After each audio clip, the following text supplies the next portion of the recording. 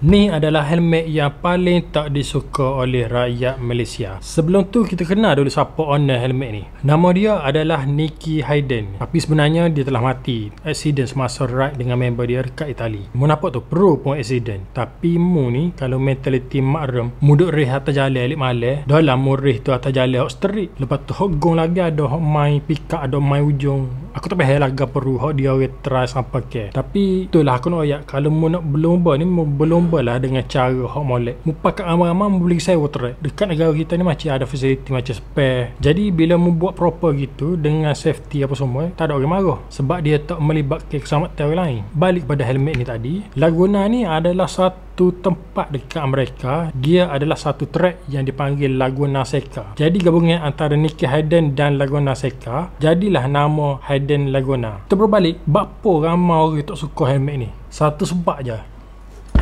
sebab dia ada derek Amerika tepi ni. Jadi kalau untuk setengah-setengah orang, memang dia tak suka lah derek Amerika. Sebab kadang-kadang dia melibatkan gapo Amerika buat ke atas saudara-saudara kita dekat. Jadi sebab tu sebenarnya orang tak suka helmet hok ada derek Amerika ni. Sebab tu lah orang tak suka helmet hok ada derek Amerika ni. Tapi sebenarnya kalau hukum tak ada gapo pun sebenarnya. Kecuali lah kalau mau pakai macam derek Britain hok terai-terai ada salik tu. Lepas tu siap buat lagi airbrush derek Britain dekat motor tu. Cuma hok parut laginya apabila pakai derek Britain. Derek Britain ni terai-terai dah ulama ayat bahawasanya dia ni gabungan antara 3 salik, St. Andrew, St. Patrick dan juga St. George.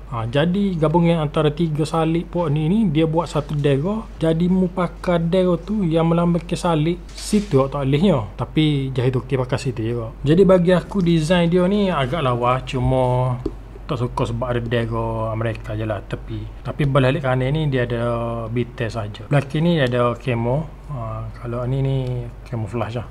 So tak ada apa sangat. Atas pun simple je, tak ada logo pelik-pelik, hanya ada derek ni. Yang menyebabkan kita suka adalah derek ni sahaja. Okey, dari segi ventilation pula dia ada 3 dekat atas ni, 2 dekat kening dan 2 dekat belakang ni, dan juga 2 dekat atas belakang ni, dekat spoiler ni. Okey, dari segi padding pula dia standard lah. Kalau arai ni dia pakai micro battery ya. Kalau peluh pun dia kurang sikit bau berbanding dengan kain biasa. Lepas tu dia boleh cabut basuh. Pepak pun boleh cari untuk model VZ RAM. Visor dia menggunakan VAS V, so yang paling latest.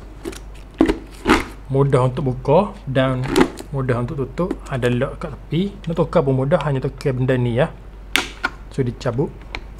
Nak pasang, tekan je. Walaupun model apa face dia boleh pakai pin lock. Lepas tu dari segi safety standard pula dia di rating dengan Snell dan juga ECE 220. Jadi itu saja daripada saya untuk kali ini. Jangan lupa like, comment and share video ni. Jumpa lagi next time. Assalamualaikum warahmatullahi wabarakatuh. Bye bye.